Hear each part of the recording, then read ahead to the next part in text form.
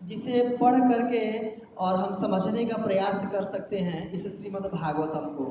और श्रीमद् भागवतम की शुरुआत में पहले स्कंद के पहले अध्याय के 3 श्लोक में व्यासदेव जी ने भी आशीर्वाद के रूप में इस श्रीमद् भागवतम के श्रवण करने की एक आज्ञा भी दिया है और आशीर्वाद भी दिया है इस श्लोक में। निगम कल्पतरु गलितम फलद सुख मुखाद अमृत भग संयुतम पीबत भागवतम रसमालयम मुहुर रहो रसिका भूई भाव का। तो इसमें श्री व्यासदेव जी अनुरोध भी कर रहे हैं कि मुहुर बार बार इसका श्रवण कीजिए, इसको पीजिए। क्यों? ये साक्षात गलित फल है बिल्कुल। जो भी वेदांत हैं, जो भी इतनी श्रुतियां हैं, स्मृतियां हैं, सबका वो निगम कल्पतरु के समान अगर उनको मान लिया जाए, इच्छाओं को पूर्ण करने वाले अगर वृक्ष के समान उनको मान लिया जाए तो उसका पका हुआ फल है। जैसे कि हम एक माजा का ऐड देखते हैं टीवी में ना, कि एक आम का रसों से बना हुआ एक व्यक्ति आता है, उसके मुंह में पिलाता है, तो वैसे ही बिल्कुल रसों से भरा हुआ, रसों से बना हुआ साक्षात जो ये भागवतम है, श्री कृष्ण के नाम रूप गुण लीलाओं के रसों से बना हुआ ये साक्षात ही है। और आज के समय में ऐसा आश्चर्य नहीं होना चाहिए, किसी भी चीज को फ्रिज में रख देते हैं तो सॉलिड बन जाता है, तो वैसे ही जो श्रीमद् भागवतम है रसों से बना हुआ बिल्कुल है। तो श्रीमद् जो व्यासदेव जी हैं इसको आशीर्वाद दे रहे हैं कि मुहुर मुहुर बार बार इसको पीजिए, मतलब कानों से इसको श्रवण कीजिए, पीजिए।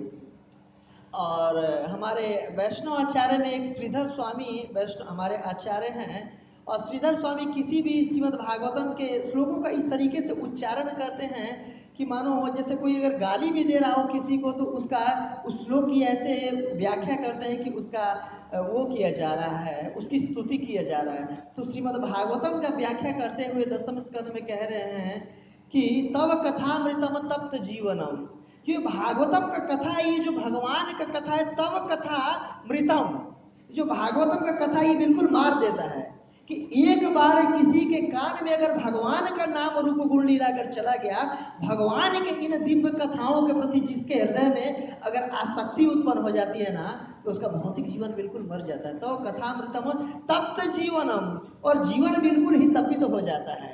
बार बार हमारी इच्छा होती है उसको श्रवण करने की, उसी का श्रवण करने का, पठन करने का, मनन करने का, चिंतन करने का। तो इस तरीके से श्रीधर स्वामी जी व्याख्या कर रहे हैं श्रीमद् भागवतम की, ऐसा ग्रंथ है कि जिसको बार बार श्रवण करना चाहिए और पठन करना चाहिए। क्यों इतना मधुर है, क्यों इतना पोटेंसी वाला है, क्यों इतना इसकी महत्वता। और हर एक पुराण में ऐसा नहीं है कि भागवतम में भागवतम की महिमा बताई गई है, हर एक पुराण में भागवतम का महिमा बताया गया है। जैसे पद्म पुराण में आता है, क्यों भागवतम इतना पोटेंसी वाला है। जब पहली बार श्रीमद् भागवतम का उच्चारण पहली बार किया गया था नर नारायण ऋषि बद्रिकाश्रम में चतुष्कुमार द्वारा किया गया था, चतुष्कुमार, और जो श्रोता थे वो नारद मुनि थे। जो भागवतम किया गया तो वहां पर साक्षात भगवान वहां पर उपस्थित हो गए थे, सारे अपने शुद्ध भक्तों को लेकर के, और भगवान वहां पर उपस्थित हो गए थे, भक्ति देवी वहां पर उपस्थित हो गई थी। तो भक्ति देवी को भक्तों के हृदय में स्थान दिया गया था, और भगवान को श्रीमद् भागवतम में भगवान स्वयं बोले थे कि मेरा स्थान श्रीमद् भागवतम में है, मैं श्रीमद् भागवतम में वास करूंगा। और कहा पद्म पुराण में इसकी व्याख्या आती है कि जैसे पहले प्रथम और द्वितीय स्कंद जो है वो भगवान के चरण कमल है, तृतीय स्कंद है वो भगवान का ये टखना है, चौथा स्कंद है भगवान का जंघा है, पंचम स्कंद भगवान का कटी भाग है, छठम स्कंद भगवान का नाभि है, सप्तम स्कंद भगवान का वक्ष स्थल है, अष्टम स्कंद भगवान की दोनों बाजुएं हैं, नवम स्कंद भगवान की ये ग्रीव है, गर्दन है, दसम स्कंद जो है वो भगवान का कमल मुख है, 11वें स्कंद जो भगवान का ललाट है, और 12वें स्कंद भगवान का सिर है। तो साक्षात भगवान पूरा, जैसे कहते हैं श्रीमद् भागवतम के पहले स्कंद में भी इसका वर्णन आया है, कृष्ण स्वधाम उपगते धर्म ज्ञान आदि भी सह कलौ नष्ट दिशा, ये सब पुराण अर्को अधुनोदित, कि जब भगवान यहाँ से धराधाम से अप्रकट हो जाते हैं धर्म और ज्ञान को अपने साथ लेकर के, तो श्रीमद् भागवतम का उदय होता है। श्रीमद् भागवतम नामक इस कमल का और श्रीमद् भागवतम नामक उसका उदय होता है, और भगवान साक्षात श्रीमद् भागवतम के रूप में प्रकट होते हैं। तो श्रीमद् भागवतम क्या है? भगवान का वांगमय रूप है। जैसे भगवान का सच्चिदानंद विग्रह है, वैसे श्रीमद् भागवतम भी सच्चिदानंद विग्रह है। और जब ईश्वर पुरीपाद ने श्रीमद चैतन्य महाप्रभु को जब दीक्षा दिया था, तो दीक्षा के साथ उनको एक आज्ञा दिया था कि आप श्रीमद भागवतम का नियमित रूप से श्रवण कीजिएगा और पठन कीजिएगा। क्यों कि श्रीमद भागवतम जो पहले स्कंद से लेकर के 12वें स्कंद तक क्या है, भगवान का गुणगान है, भगवान के नाम का गुणगान के लिए श्रीमद भागवतम के 12वां स्कंद है। और श्रीमद भागवतम का अच्छे से श्रवण करने के लिए, क्योंकि अगर हम जानेंगे कि किसका नाम ले रहे हैं, क्यों नाम ले रहे हैं, जिसका नाम ले रहे हैं वो कौन है, तो और ज्यादा नाम के प्रति हमारा श्रद्धा बढ़ता है, और ज्यादा हमारा नाम में रुचि होता है। तो श्रीमद भागवतम बहुत अच्छे तरीके से श्रवण करना चाहिए, नित्य श्रवण करना चाहिए। इसलिए कहते हैं नित्यम भागवत सेवया नष्ट प्रायसो भद्रसु, जितने भी तरह के अभद्र होते हैं श्रीमद भागवतम के श्रवण करने से वो खत्म हो जाते हैं। और जब अभद्र खत्म हो जाते हैं तो क्या होता है, हरिनाम हम अच्छे से ले पाते हैं। हरिनाम अच्छे लेने के लिए, क्योंकि जितने चेतो दर्पण मार्जन तभी होगा, भागवत श्रवण करेंगे, ये एक दूसरे के डायरेक्टली प्रोपोर्शनल है कि कितना ज्यादा श्रीमद भागवतम के कथा श्रवण में हमारी रुचि आ रही है, उतना ही ज्यादा। और ये जो श्रीमद भागवतम है ये हर एक तरह के लोगों को प्रिय करने वाला है, हर एक तरह के लोगों के लिए प्रिय करने वाला है। जैसे श्रीमद भागवतम के दूसरे स्कंद में आत्मा रामश मुनि, उसका व्याख्या हुआ है कि जैसे जो सुखदेव गोस्वामी थे वो ब्रह्मवादी थे, लेकिन फिर भी आत्मा राम या किसी भी तरह का जो अपने आप में रमित होने वाला व्यक्ति है, हर प्रकार के लोगों को श्रीमद भागवतम का जो कथा का रस है ना, ये आस्वादन करना चाहिए। और हर तरह के लोगों को ये अपनी तरफ खींचता है, आकर्षित करता है। जैसे कि हम ये देखते हैं कि जब चतुष कुमार वहां पर जाते हैं, तो चतुष कुमार जब वैकुंठ लोक में जाते हैं तो भगवान से इतना आकर्षित हो जाते हैं, भगवान के रूप से, भगवान के उस धाम से, क्योंकि सब अपने आप में चिन्मय है। जैसे कहते हैं तस्यारविंद नयनस्य पदारविंदम किंजल मिश्र तुलसी मकरंद वायो अंतर्गत स्विवरण चकार तेषां संक्षोभम अक्षर जुषामपि चित्त तनो। तो ये चतुष कुमार कौन थे, ये ब्रह्मवादी थे। ब्रह्मवादी मतलब अपने आत्मा में ही लीन रहने वाला, अपने आत्मा में ही संतुष्ट रहने वाला, अपने आप से ही संतुष्ट रहने वाला। लेकिन फिर भी भगवान इतने आकर्षक हैं कि भगवान से वो आकर्षित हो जाते हैं, और भगवान का इन लीलाओं से इतने आकर्षित हो जाते हैं कि श्रीमद भागवतम का सबसे प्रथम बार उन्होंने ही पाठ किया था बद्रिकाश्रम में। और हजारों लाखों तरह के जितने भी सारे के सारे ब्रह्मर्षि, देवर्षि, जितने भी राजर्षि, सब तरह के वहां पर मुनि लोग इकट्ठा हुए थे। और पहली बार जब श्रीमद भागवतम हुआ था तो भृगु मुनि ने वो किया था, जा करके सबको बुलाते थे, कि सबको रिक्वेस्ट करते थे, अरे श्रीमद भागवतम का कथा होने वाले हैं, आइए चलिए। कई लोग कहते थे कि नहीं मुझे नहीं बुलाया गया, मैं क्यों चलूं। तो बोले अरे श्रीमद भागवतम है, श्रीमद भागवतम एक ऐसा चीज है चरणामृत, ये मांग करके पीना चाहिए, भिक्षा मांग करके पीना चाहिए। अगर कोई नहीं भी करे तो भिक्षा मांग करके पी लेना चाहिए। वैसे श्रीमद भागवतम जहाँ पर हो रहा हो वहां पर बिना बुलाए ही चले जाना चाहिए। श्रीमद भागवतम की इतनी महिमा है कि हर एक स्थिति में ये शुद्ध ही करेगा और ये हृदय को संतुष्ट ही करने वाला है।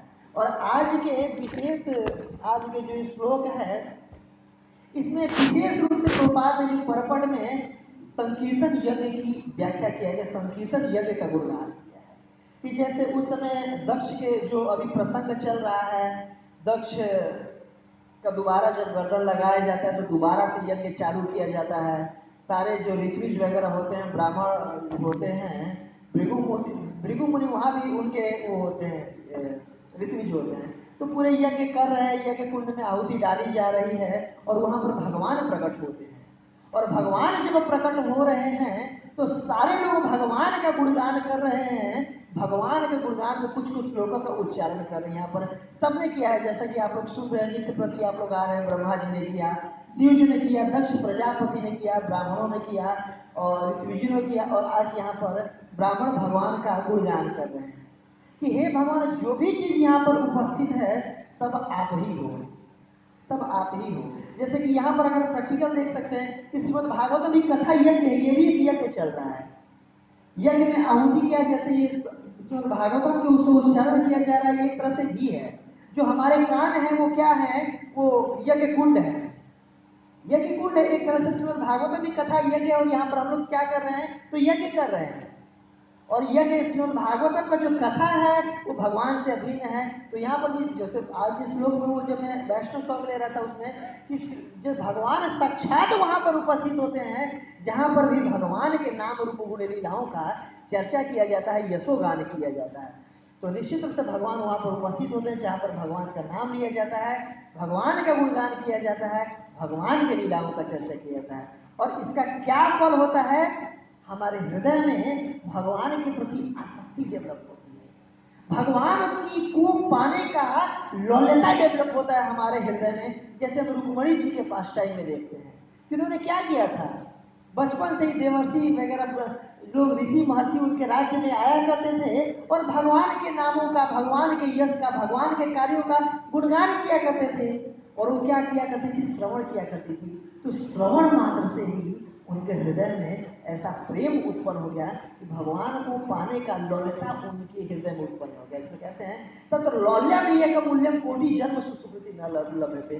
तो भगवान की जब कथा में हमारी लौल्यता आएगी तो धीरे धीरे हरिनाम में भी हमारा लौल्यता आ गया कि हरिनाम को हम ध्यान पूर्वक लें, हरिनाम को रिस्पेक्ट दें, तब हमें और ज्यादा अनुभूति होगी। जो हरिनाम प्रभु हैं वो एक व्यक्ति है, वो पर्सन है, और ज्यादा फिर उनके प्रति रिस्पेक्ट बढ़ेगा। तो उस समय यज्ञ किया जा रहा था। तो प्रभुपाद जी यहाँ पर तात्पर्य में वर्णन कर रहे हैं कि यहाँ पर इसकी पुष्टि की गई कि इस युग में संकीर्तन यज्ञ अन्य कालों में किए गए समस्त यज्ञों के समान ही उत्तम है। कि इस काल में जैसे प्रभुपाद जी तात्पर्य में लिख रहे हैं कि इतने शुद्ध ब्राह्मण नहीं हैं और इतने शुद्ध हमारी, जैसे पहले अगर हम देखते थे कि यज्ञ कुंड में जो अग्नि होती थी वो मंत्रों द्वारा उच्चारण किया जाता था और मंत्रों के उच्चारण मात्र से यज्ञ में अग्नि उत्पन्न किया जाता था। मैं अपने जीवन में देखा हुआ था, एक जैसे नॉर्मली गायत्री यज्ञ हो रहा था हमारे यहाँ, और वहाँ पर तमाम तरह के पंडित आए हुए थे और बनारस के वो थे, वो समाधि में मतलब वो किए और इसके बाद फिर मंत्रों के उच्चारण, जैसे 15-20 पंडित वहाँ पर इकट्ठा हो गए, मंत्र का एक चार एक लय में वो करने लगे और अग्नि वो खींच रहे थे, इसके बाद छोड़ दी, वहाँ पर अग्नि उत्पन्न हो गई। तो मंत्रों में सच में इतना शक्ति होती है कि अगर शुद्धता से उच्चारण किया जाए तो उससे वो अग्नि उत्पन्न हो सकती है। लेकिन आज के डेट में नॉर्मली सबके पास की ऐसी नहीं, मतलब सब लोग नहीं कर सकते। इसलिए प्रभुपाद जी यहाँ पर व्याख्या में लिख रहे हैं कि जो कलयुग के लिए कौन सा यज्ञ है वो है संकीर्तन यज्ञ।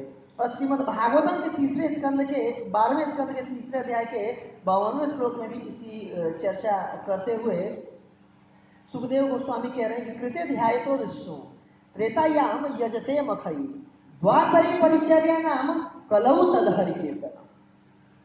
कि जो भी फल कृते मतलब सतयुग में भगवान का ध्यान करके फल मिलता था। जैसे हम देखते हैं श्रीमद् भागवतम में कि उस युग की ये थी कि कोई भी जैसे भगवत प्राप्ति करने के लिए क्या किया जाता था, बद्रिकाश्रम में या अन्य स्थानों पर जाते थे और क्या करते थे, समाधि में लीन हो जाते थे, भगवान के स्मरण करते थे और स्मरण कर करके वो करते थे, भगवान को प्राप्त करने की वही विधि है। जैसे देखते हैं सतयुग विश्वामित्र ने ये किया, मतलब ध्यान किया, ध्यान धारण समाधि वगैरह अष्टांग योग का पालन किया।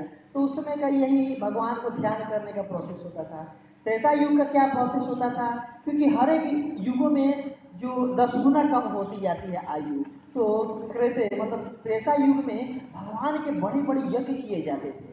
जैसे भगवान रामचंद्र ने भी 1000 अश्वमेध यज्ञ किया था, तो उसमें भगवान का यज्ञ करके भगवत प्राप्ति का साधन होता था। और द्वापर में डीटी वर्षिप का आप सबको पता, और कलयुग में कलऊ तदहरि कीर्तन, कि जो भी फल उन युगों में उन प्रोसेस द्वारा उन कार्यों के द्वारा प्राप्त होता था, उस कलयुग में संकीर्तन यज्ञ द्वारा, संकीर्तन यज्ञ करने मात्र से उस फल को हम प्राप्त कर देते हैं।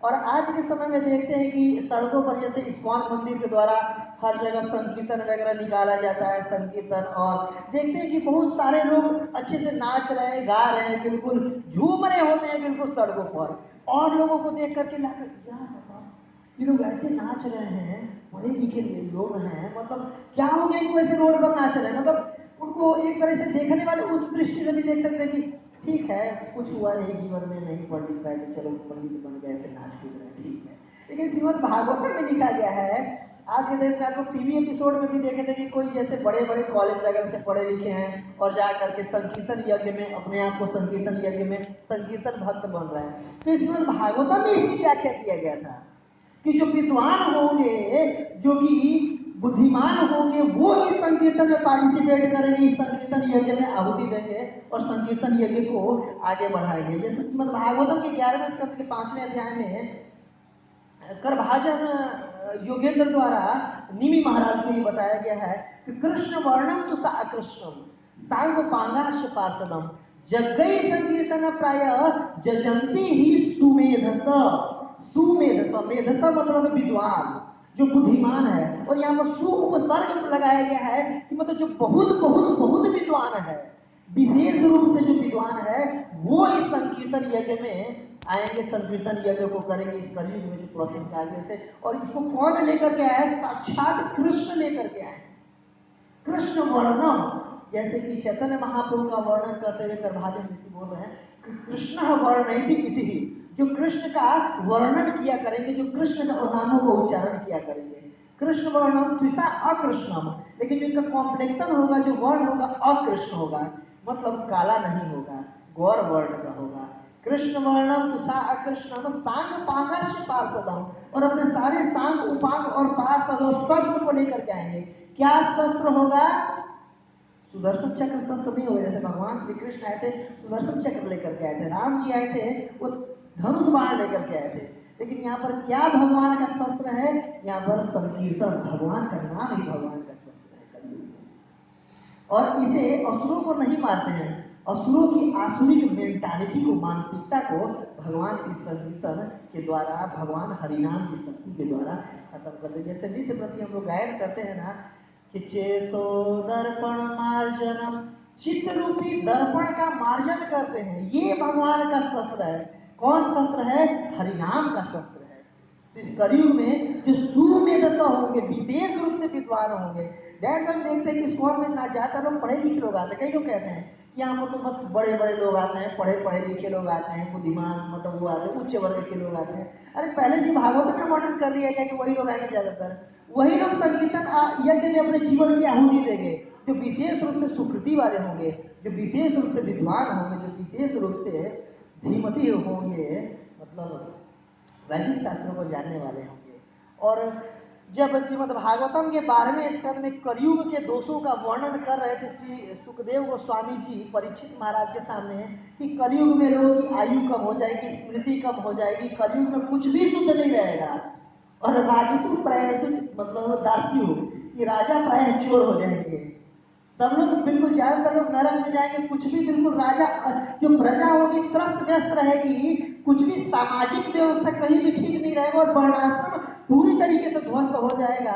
तो ये सुन करके सुखदेव गोस्वामी के इन वाक्यों को परीक्षित महाराज के हृदय में बहुत दुख हो रहा था, क्योंकि वैष्णव है और वैष्णव का क्या लक्षण होता है? पर दुख दुखी। तो कलयुग के लोगों को उस समय ऐसा हाल नहीं था। श्रीमद् भागवतम में वर्णन है कि उस समय जो गायें होती थी वो अपने स्तनों से बहने वाले दुग्ध से चारागाहों को तृप्त कर दिया करती थी, इतने ज्यादा, क्योंकि धर्म का पालन होता था, गायों का रक्षा होता था, तो इतना ऐश्वर्य था। लेकिन कलयुग में जब सुखदेव गोस्वामी बताएं कि इस तरीके से हाल हो जाएगा, इस तरीके से हाल हो जाएगा, तो भाई सुखदेव गोस्वामी से परीक्षित महाराज पूछ रहे हैं कि हे भगवान, हे गुरुदेव, क्या कलयुग के लोगों के भी कुछ मतलब कुछ तारण का कोई तरीका है? कोई तो तरीका होगा ताकि कलयुग के लोग अभी कुछ तारण हो सके, कलयुग के भी लोगों का उद्धार हो सके। तो सुखदेव गोस्वामी कह रहे हैं 12:5-52 में कि कले तुमसे निधि राजन अस्ति एक महान गुणम कीर्तनाद एवं कृष्ण से मुक्त संग परम रजेत, कि जो कलयुग होगा वो दोषों का निधि होगा। निधि मतलब समुद्र ओर सागर होगा, दोष ही दोष होंगे, किसी में भी दोष दिखना मतलब बहुत आसान होगा। अगर कहा जाए कि दोषों को बताइए तो पूरी डायरी भर देंगे, पूरा एक जीबी का पूरा वो मेमोरी कार्ड भर देंगे उनके दोष लिख करके, इतना आसान होगा दोषों को देखना। होता है नॉर्मली हम देखते हैं चारों तरफ होता है। कलौ दोष निधि राज, दोषों की निधि है, लेकिन अस्ति ही एक महान गुण, यहाँ पर प्रभुपाद जी श्लोक के तात्पर्य में किसी का वर्णन कर रहे हैं कि इस कलयुग में एक महान गुण है, और इसी महान गुण के कारण श्रीमद् भागवतम के बारे में इसका वर्णन है कि जो ऋषि महर्षि होते हैं वो जो कलि पर्सोनिफाइड है उसकी आरती उतारते हैं, आरती उतारते हैं। बुद्धिमान जन आरती उतार रहे हैं ऋषि लोग, क्यों? क्योंकि एक महान गुण है उसके अंदर, और यही गुण को देख करके परीक्षित महाराज जो कलि को छोड़ दिए। भागवतम के पहले स्कंद में जो वर्णन है, क्या गुण है? तो कीर्तनादेव कृष्णस्य मुक्त संगः परम रचे, कि भगवान के नाम का कीर्तन करने मात्र से ही मुक्त संगः परम रचे, व्यक्ति मुक्ति को प्राप्त कर सकता है, व्यक्ति भक्ति को प्राप्त कर सकता है भगवान के नामों का कीर्तन मात्र करने से ही। और विशेष रूप से जो हरे कृष्ण महामंत्र ऐसे तो ये हर युग में उतना ही पावरफुल होता है, लेकिन विशेष रूप से इस कलयुग में विशेष रूप से पावरफुल हो जाता है। क्यों? क्योंकि साक्षात महाप्रभु इस हरे कृष्ण महामंत्र को लेकर के आए हैं। और ऐसा नहीं हम महाप्रभु से पहले नहीं था, पहले भी ये हरे कृष्ण महामंत्र था। एक बार ऐसे ही कलि संतरण उपनिषद में एक वर्णन आता है, नारद मुनि धरती से होकर के ब्रह्मा जी के पास जाते हैं। तो नारद मुनि बहुत बेचैन रहते हैं, बहुत दुखी रहते हैं। तो नारद मुनि को दुखी देख करके ब्रह्मा जी कहते हैं कि हे पुत्र तुम इतना दुखी क्यों हो? बहुत अच्छे तरीके से कलि संतरण उपनिषद में इसका वर्णन आया गया है। तो ब्रह्मा जी कहते हैं कि हे भगवान, हे पिताजी, मैं भी पृथ्वी से होकर के आया हूँ, और पृथ्वी में क्या चल रहा है? कलयुग चल रहा है, और मैं देखा बिल्कुल हद हो गया है, कतई बुरा हाल है वहां पर। कुछ भी मुझे उपाय नहीं दिख रहा था कि कैसे उन लोगों का करण हो पाए, उन लोगों का कैसे वो मुक्ति को प्राप्त कर पाएंगे। बिल्कुल ही बुरा हाल हो रखा है कलयुग में। मैं भी कलयुग के आखिरी चरण में आया हूँ, जब बिल्कुल धर्म का वो लोग हो जाता है, जो भी हो। तो ब्रह्मा जी से पूछते हैं कि हे भगवान, हे पिताजी, आप तो सारे वेदों के जानने वाले हैं, सारे वेद आपकी स्तुति उतारते हैं, आप इन सारे वेदों में देख करके एक बार स्कैन करके बताइए, देख करके बताइए कि कुछ ऐसा आपको दिखता है कि कलयुग के लोगों का भी कुछ उद्धार कर पाए, इन लोगों का भी कुछ उद्धार हो पाए, इनका भी तरण हो पाए। तो ब्रह्मा जी खोज करके बिल्कुल स्मरण करते हैं, मनन करते हैं, इसके बाद फिर बताते हैं, इति श्री षोडशकाम नाम कलि कलम सनातन नातर परतरोपायो सर्व वेदेषु दृश्यते। क्या कह रहे कि मैंने सारे वेदों को देख लिया, और सारे वेदों को देखने के बाद, छानबीन करने के बाद, पूरी तरीके से स्कैन करने के बाद मैं ये बोल रहा हूँ नारद, क्या बोल रहा हूँ कि इति श्री षोडशकाम नाम, 16 मतलब 16 शब्दों का, ये जो 16 शब्दों के नामों का ये मंत्र है, इति श्री षोडशकाम नाम कलो कल्मस्नाशय, की विशेष रूप से ये कलयुग के लोगों के सारे उसको नाश करने वाले हैं। नातर परोतर उपाय, और इससे ऊपर कोई भी उपाय नहीं है बेटा। सारे वेदों को मैंने देख लिया, सर्व वेदेषु दृश्यते। इसके बाद फिर ब्रह्मा जी श्लोकों को कोट कर रहे हैं, हरे कृष्ण कृष्ण कृष्ण हरे हरे, हरे राम राम राम हरे हरे। कोई डाउट में नहीं रखा ब्रह्मा जी ने, पहले क्लियर कर दिया कि ये 16 सकाम नाम, ये 16 शब्दों का जो मंत्र है ये मंत्र है। ऐसा नहीं कि 16 शब्दों को कोई और मंत्र बना ले और वो कर ले, उच्चारण कर ले, लेकिन ये मंत्र है। इसके बाद कह रहे हैं कि क्यों है ऐसा, तो क्यों की व्याख्या में फिर बोल रहे हैं कि नाम चिंता मणि कृष्ण चैतन्य रस विग्रह पूर्ण शुद्धो नित्य मुक्तो अभिन्नत्व नाम नाम। ये हरिनाम की विशेषता बता रहे हैं कि क्यों ऐसा है, क्योंकि नाम चिंतामणि कृष्ण, ये चिंतामणि है। जैसे चिंतामणि क्या होता है? टच स्टोन, कुछ भी टच करे लोहे को सोना बन जाता है, कुछ भी अगर स्मरण करे चिंतामणि को दे सकता है। वैसे नाम जो है हरिनाम प्रभु है वो चिंतामणि है। हरिनाम लेते समय कुछ भी स्मरण करेंगे तो हो जाता है। कई बार हम देखे हैं, कई बार नाम माला करते रहते, माला करते समय सोचते थे अगर ये बनता ना तो अच्छा रहता है, और कई बार जाकर प्रशासन में देखते कि वही बना रहता है। तो मतलब ऐसा रेगुलर नहीं होता, लेकिन नाम चिंतामणि है कि एक छोटे से उसे देख सकते कि हाँ हरिनाम प्रभु जीवित है, चिंतामणि है। और नाम चिंतामणि कृष्ण चैतन्य रस विग्रह, चैतन्य है, जीवित है, चैतन्य है, और रस का विग्रह है। जैसे जो मैं वो एग्जाम्पल दिया था माजा का उसका, तो बिल्कुल रस का विग्रह है हरिनाम प्रभु जी। और नित्य मुक्तो, जैसे जो वैष्णव सॉन्ग लिए थे कि पूरी भौतिक जगत में एकमात्र ही चीज नित्य मुक्त और नित्य शुद्ध है, वो भगवान का हरि का नाम है। नित्य मुक्त पूर्ण रूप शुद्ध, पूर्ण रूप से शुद्ध। इस कलयुग में, इस मिलावट के युग में एकमात्र पूर्ण रूप से जो शुद्ध चीज वो क्या है? हरिनाम है। नित्य मुक्तो पूर्ण शुद्धो अभिन्न तो नाम नाम ही हो, अभिन्न तो त्वत नाम नामिनो, नाम और नामी अभिन्न है। इसीलिए ये जो हरे कृष्ण महामंत्र इतना पावरफुल है। तो ये कृष्ण है, ये कृष्ण शब्द है, ये भगवान का वांगमय स्वरूप है। कृष्ण शब्द और कृष्ण अभिन्न है। जब प्रभुपाद जी अपने परपट में बार बार इसका व्याख्या करते हैं, भौतिक जगत में बोलेंगे पानी पानी पानी पानी पानी पानी, तो हमारा प्यास नहीं बुझेगा। क्यों? पानी और पानी ऑब्जेक्ट दोनों अलग है, लेकिन भगवान का नाम कृष्ण और भगवान दोनों अभिन्न है। तो इसके पर एक कथा आती है उप पुराण में, कि एक छोटी सी कथा आती है, बहुत उपयुक्त कथा है, मैं आप लोगों को सुनाना चाहूँगा भगवान के नाम के ऊपर। कि एक भक्त रहते हैं और वो अक्सर संकीर्तन करने जाया करते थे। संकीर्तन भक्तों को अपने घर में भी बुलाया करते थे, भगवान का कथा करवाया करते थे, भगवान का नाम का जप करवाया करते थे।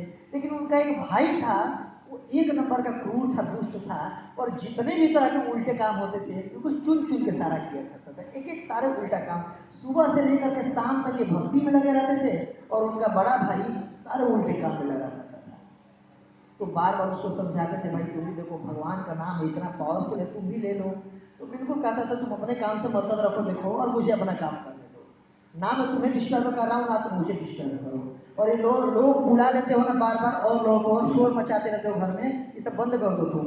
और जहाँ भी लोगों को बुलाते थे, तो एक बार जो भी उनके कह सकते हैं, और जाके एक ऋषि होते हैं, उनसे निवेदन करते हैं कि देखिए प्रभु, मेरे घर में मेरा बड़ा भाई है, और नाम जप वगैरह कुछ भी नहीं करता, दिन भर गलत काम करता है, और हमें भी भक्ति करने में बड़ा मतलब वो परेशान करता है, वो करता है, डिस्टर्बेंस क्रिएट करता है। तो कृपया करके आप एक बार हमारे घर पे आ जाते और कुछ भगवान का नाम जप करते, कथा सुनाते, ताकि उसका भी हृदय में कुछ बदलाव आता।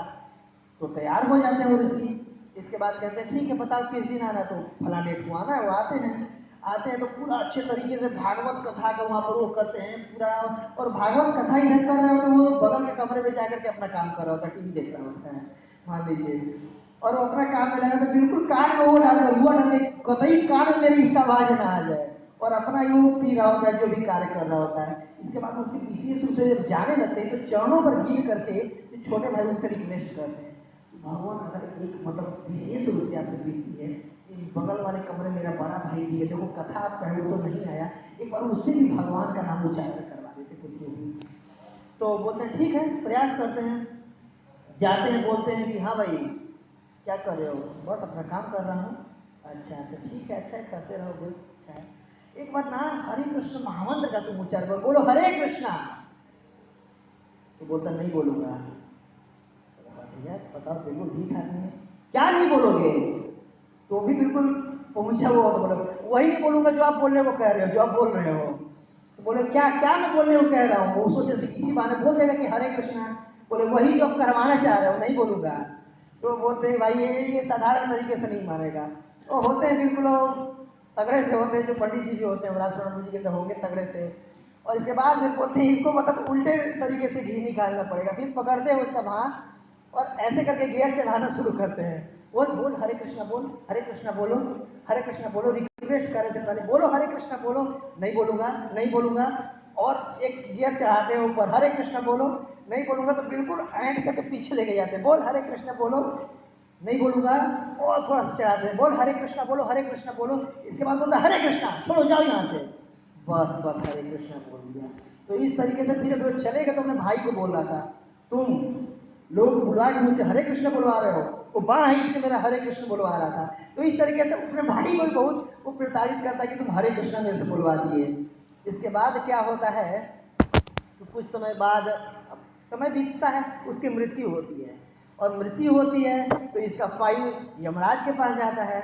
अब केस जब यमराज के पास जाता है, तो यमराज पूरा उसकी मेमोरी कार्ड देखे, हो भाई साहब कोई भी बिल्कुल ऐसा पाप कर्म नहीं जिसने छोड़ा है, एक एक बिल्कुल चुन चुन के किया है। तो भाई बोलते हैं तुम्हारा तो बिल्कुल नरक में ही जाना तय है, और बहुत समय तक के लिए तुम नरक में जाओगे। फिर देखते हैं ध्यान करो, लेकिन ये तो मतलब क्या किया है, इसके खाते में भगवान का नाम का भी उच्चारण करने का ये कर्म इसके खाते में है। तो इसके बाद ये महाराज कंफ्यूज हो जाते हैं कि अब इसका करूं तो क्या करूं, भाई सारा पाप भी कर रखा है और भगवान का नाम भी इसने ले रखा है, तो अब इसके लिए क्या किया जाए? अब इसके लिए तो हमारे कोई दंड संहिता में कोई है ही नहीं, कोई अनुच्छेद ऐसा बना ही नहीं, तो उसका क्या किया जाए? कि भगवान का कोई पुण्य कर्म किया रहता तो चलो स्वर्ग भेज देते, पाप के लिए नरक भेज देते, लेकिन क्या किया? भगवान का नाम उच्चारण किया है, और नाम के बल पे पाप नहीं किया, भगवान का नाम उच्चारण किया है, बिल्कुल उस भाव से, बिल्कुल अब करा रहा था दंड को, तारीफ हो रहा था, बोल दिए चलो हरे कृष्णा।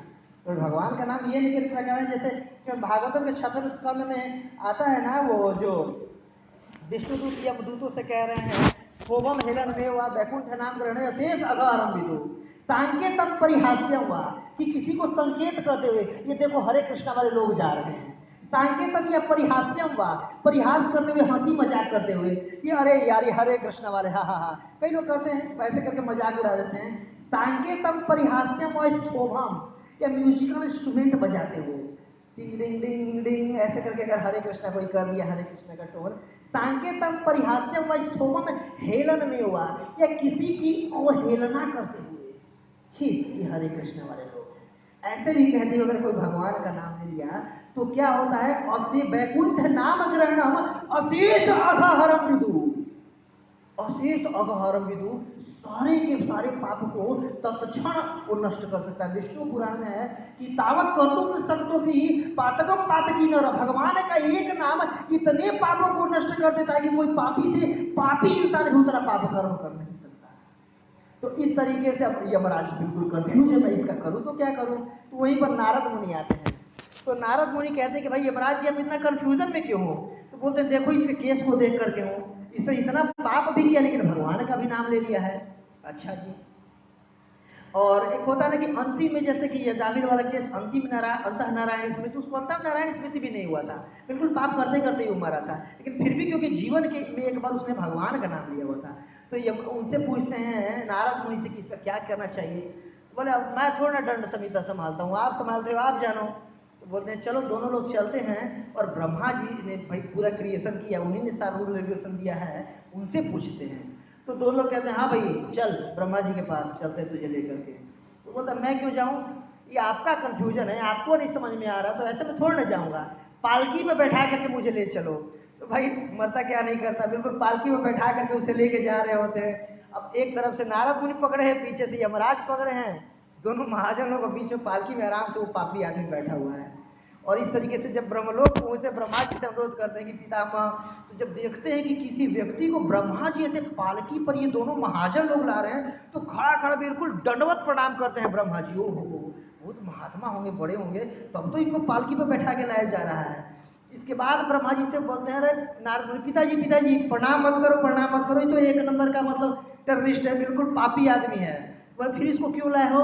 तो ये पूरा जीवन ना गलत काम किया, लेकिन एक बार गलती से ही भगवान के नाम का भी उच्चारण किया। अच्छा तो फिर आप बताइए इसका क्या करना चाहिए? अब मैं क्या बताऊं, हमारे भी अब ऐसे इसमें सारा वर्णन नहीं है कि इसका क्या करना चाहिए। चलो एक काम करते हैं, जो शिव जी है ना वो भगवान ही एक तरह से है, भौतिक जगत में उन्हीं के विकार है, उनसे चल के पूछते हैं। तो क्या होता है, आगे उसको पालकी में एक तरफ से ब्रह्मा जी, एक तरफ से नारद जी, और यमराज जी थोड़े हिस्ट पुष्ट पीछे, दोनों पालकी के दोनों पकड़ करके और ले करके शिव जी के पास जाते हैं। और जब शिव जी के पास जाते हैं वो देखते हैं कि ओह इतने बड़े बड़े महाजन लोग किसी दिव्य आत्मा को पालकी में बैठा करके ला रहे हैं। शिव जी बिल्कुल देखते ही दंडवत प्रणाम करते हैं और उनको ग्लोरिफिकेशन करना शुरू कर देते हैं कि धन है आप लोग आए ऐसे महात्मा को लेकर के। बोले अरे पिताजी बस करो, आप ऐसे ऐसे नहीं है, बिल्कुल एक दुष्ट आदमी है, टेररिस्ट आदमी है, पापी आदमी है। तो भाई पापी आदमी तो मेरे यहाँ क्यों लाए हो, मारना है क्या इसको? बताओ तो अभी त्रिशूल लेकर तुरंत खत्म कर दो इसको। बोले नहीं, कुछ पूछने आए, कुछ वो करने आए। तो क्या हो गया भाई, तो ये व्यक्ति है, इसने जीवन भर पाप कर्म किया, लेकिन एक बार भगवान का भी नाम इसने ले लिया, तो इसका क्या करना है? इसको नरक भेजे, स्वर्ग भेजे, क्या करे, इसको समझ में नहीं आ रहा। तो शिव जी बोले तो भाई इतना समझ में नहीं आता मुझे, प्रलय करना आता है, वो करना आता है, बताओ तो इसको मार के अभी खत्म कर दूं या क्या करूं? आप अल्टीमेट बता दो मुझे करना क्या है, मुझे इतना समझ में नहीं है। ब्रह्मा जी हैं, इनको पता होना चाहिए, इनको पता होना चाहिए, मैं क्या बताऊं इसमें? मैं तो प्रलय करने का मेरे को काम मिला, बताओ तो भी हरि बोल इसका करूं। तो बोलते हैं अभी उससे भी वहां पर भी वो नहीं हो पाता है कि उसका करना क्या है, पूरे कंफ्यूजन होते हैं। तो एक काम करते हैं कि चलो सब लोग मिल करके इसको बैकुंठ में लेके चलते हैं। तो अब क्या हुआ, वो आराम से बैठा हुआ है पालकी में व्यक्ति, और एक तरफ से शिव जी, एक तरफ से यमराज जी पीछे पकड़े हुए हैं और आगे आगे ब्रह्मा जी और नारद जी पकड़े हुए हैं और आराम से पालकी में बैठा हुआ पापी आदमी। और इस तरीके से उस पापी व्यक्ति को कहाँ लेके जाया जाता है? वैकुंठ में। और वैकुंठ में जब भगवान के पास ले जाते हैं सब लोग और बोलते हैं कि भगवान, सब लोग दंडोत प्रणाम करते हैं कि भगवान इस आदमी का कुछ करो, इसका हद ही केस है, बिल्कुल अपोजिट केस है, और इसका क्या करना है? तो बोले क्या केस है? तो बोले कि देखो भगवान ये जीवन भर पाप कर्मों में लगा रहा, कोई भी पाप नहीं था जिसे ही छोड़ा था। और क्या तो भी इसमें दिक्कत क्या है? तो दिक्कत ये कि हे भगवान आपका एक बार इसने नाम भी ले रखा है। बोले अच्छा नाम भी ले रखा है। तो फिर इसके बाद तीनों को, फिर चारों लोगों को डांटते हैं भगवान कि क्या आपने शास्त्रों को नहीं पढ़ा है? क्या आपने भागवतम या अन्य शास्त्रों को नहीं पढ़ा? आप लोगों को इतना नहीं पता है? क्या नहीं पता है? तो भगवान भगवत गीता के 15वें अध्याय के 6वें श्लोक में क्या कह रहे हैं कि यद गतवान निवर्तन्ते तद धाम परमम मम, कि जो एक बार मेरे धाम में आ जाता है दोबारा वापस नहीं आता है। तो क्या होता है, जो भगवान का नाम लेता है उसका ये गति होगी कि चारों लोग, आप लोग उसे डोली में बैठा करके मेरे धाम लेकर के आइएगा। ये भगवान का नाम का महिमा है, ये भगवान वहां पर बनाते हैं। तो इस तरीके से इसका मतलब कहानी का ये तात्पर्य नहीं था कि बस एक बार ले लिया हरि बोल छोड़ देते हैं। मतलब अगर एक बार भी अगर भगवान का नाम लेते हैं तो विष्णु पुराण में कह रहे हैं भगवान कि तावत कर्तुम न शक्तोति पातकम पातकी करो, कि पापी से पापी व्यक्ति भी उतना पाप कर्म नहीं कर सकता जितना कि भगवान का एक नाम उस पाप को धो सकता है। और विशेष रूप से प्रभुपाद जी इस तात्पर्य में वर्णन कर रहे हैं कि यहाँ पर उल्लेख किया कि जो भगवान का अगर नाम लेता है इसका मतलब क्या है कि वो सारे के सारे पुण्य कर्म कर चुका है। जैसे श्रीमद् भागवतम तृतीय स्कंद के 33वें अध्याय के 7वें श्लोक में देवहूति माता का जो पूर्ण रूप से सब कुछ ज्ञान देने के बाद जब माता से पूछते हैं माता जी आपको कुछ बोलना हो, क्या समझ में आया, मतलब कपिल देव भगवान, तो माता जी क्या कह रही हैं कि अहोवत स्वपचो अथो गरिया यत जिह्वा यगरे वर्तते नाम तुभ्यम तेपु तपहते जुहुसस्नु आर्या ब्रह्म अनुचूर नाम गृहणंती ये थे। क्या कह रही है माता देवहूति कि अहोमत स्वपचो अथो गरिया, अगर कोई व्यक्ति स्वपच मतलब कुत्ता खाने वाले के घर में, अगर चांडाल के भी घर में अगर जन्म लिया हो, और अगर आपका नाम यत जिह्वा यगरे वर्तते नाम तुभ्यम, अगर हे भगवान आपका नाम उसके जिह्वा के अगर भाग पे आ रहा है, इसका मतलब क्या है? तेपुह तपहते जुहुसस्नु आर्या, कि हर तरह की तपस्या कर चुका है वो, हर तरह के ब्राह्मणों का कार्य कर चुका है, हर तरह का जो भी पवित्र नदियों है उसमें स्नान कर चुका है, जो भी आर्यों के कार्य है वो कर चुका है, जो भी वेद पठन तपन है सारा कुछ कर चुका है, तब जाके किसी के इतना पुण्य फल उदित होता है कि भगवान आपका नाम किसी के जिह्वा पर आता है। और ऐसे व्यक्ति को प्रणाम करना चाहिए, उसको अहोबत मतलब वो ग्लोरिफिकेशन उसका करना चाहिए, ऐसे व्यक्ति का ग्लोरिफिकेशन करना चाहिए। क्योंकि ऐसा नहीं, प्रभुपाद जी सुनाते हैं कि एक लेडी थी अपने पति को कहा करती थी चांद चांद चांद, तो वो पति उसका क्या कहता था? कांट कांट कांट, मतलब नहीं ले सकता नहीं ले सकता नहीं। एक बार हरे कृष्ण नहीं बोल सकता, वो कांट कांट कांट बोल देता था। तो ऐसे नहीं भगवान के नाम आता था। तभी जैसे हम लोग ये भारत भूमि में जन्म लिए, बचपन से भगवान का नाम सुन रहे हैं तो हमें लगता है कि बस घर की मुर्गी दाल बराबर, लेकिन ऐसा नहीं है। मान लीजिए अगर हमारा और जन्म कहीं अफ्रीका के जंगलों में हुआ होता और अन्य देशों में हुआ होता, किसी अन्य योनि में हुआ रहता, तो हमें सुनने को नहीं मिलता। सच में ये बिल्कुल जिसका बहुत कृत पुण्य प्रभुपाद जी कहते हैं कि बहुत जन्म जन्मांतरों के पुण्य फलों के तौर पर किसी के जिह्वा पर भगवान का नाम आता है। और इस भगवान के नाम के आने का परफेक्शन क्या है कि किसी को पर भगवान का नाम आ रही है, भगवान के नाम में अगर रुचि आ रही है, किसी को भगवान के नाम में आसक्ति अगर है, तो उसके लिए क्या परफेक्शन कहा गया है? तो इसका वर्णन आता है चैतन्य चरितामृत के अंत लीला में। एक बार रूप गोस्वामी एक श्लोक का वो करते हैं और नामाचार्य हरिदास ठाकुर जी को सुनाते हैं कि वो बहुत डरते डरते सुनाते हैं कि एक चीज मैं लिखा हूँ हरिनाम के महिमा के बारे में, और आप कृपा करके बताओ कि ये ठीक है, सही है क्या? क्या महाप्रभु को मैं सुना सकता हूँ? तो क्या सुनाते हैं? चैतन्य चरितामृत के अंत लीला के 9वें अध्याय के 11वें श्लोक में, तुंडे तांडविति रतिम वितुनुते तुंडावली लब्धे कर्ण क्रोडम कडम्मिनी कर्ण अम्बुधि घटयते चेत प्रांगण संगनी विजयते चेत प्रांगण संगनी विजयते सर्व इंद्रनाम कृति नो जाने क्रिया भी अमृत उत्पत्ति कृष्ण वर्ण कृष्ण नाम इति वर्ण द्वयी। क्या कह रहे हैं कि जो भगवान का नाम के ग्लोरिफिकेशन में रूप गोस्वामी किसको सुना रहे हैं? नामाचार्य हरिदास ठाकुर को, कि तुमने तांडविति रति वितरुते, कि जो भगवान का नाम मेरे मुख में जाकर के जब तांडव करता है, जब नृत्य करता है, तो क्या मेरे मन में रति उत्पन्न होती है, चाह उत्पन्न होती है। किस चीज की? कि तुंडावली लब्ध है, कि बहुत सारा भगवान मेरे को मुख दे देते। और आगे क्या कर रहे हैं कि कर्ण क्रोडम कर्णावले रति गोतिम, कि अगर मेरे कान में जब भी भगवान का नाम अगर जाता हो स्फुटित होता है, तो कर्ण आधी रतिम की लाखों कानों करोड़ों कानों को पाने की मेरी इच्छा होती है। और चेत प्रांगण संगनी विजय थे, और हृदय के प्रांगण में संगनी के रूप में, एक मित्र के रूप में आके विजयते जीत लेता है। किसको? सर्व इंद्रियाणाम कृति, सारे मेरे इंद्रियों के कार्यों को जीत लेता है। और आखिरी लाइन में सुना रहे रूप गोस्वामी कि नो जानो, कि मुझे नहीं पता है, मुझे पता ही नहीं चल रहा है क्रिया भी कि कितना अमृत ये भगवान का नाम कृष्ण इति वर्ण द्वयी, भगवान के जो दो शब्द हैं कृष्ण, कितना ज्यादा अमृत उत्पन्न कर रहे हैं कि मेरे हृदय में ऐसा भाव उत्पन्न हो रहा है, ऐसी मेरी स्थिति हो जा रही है।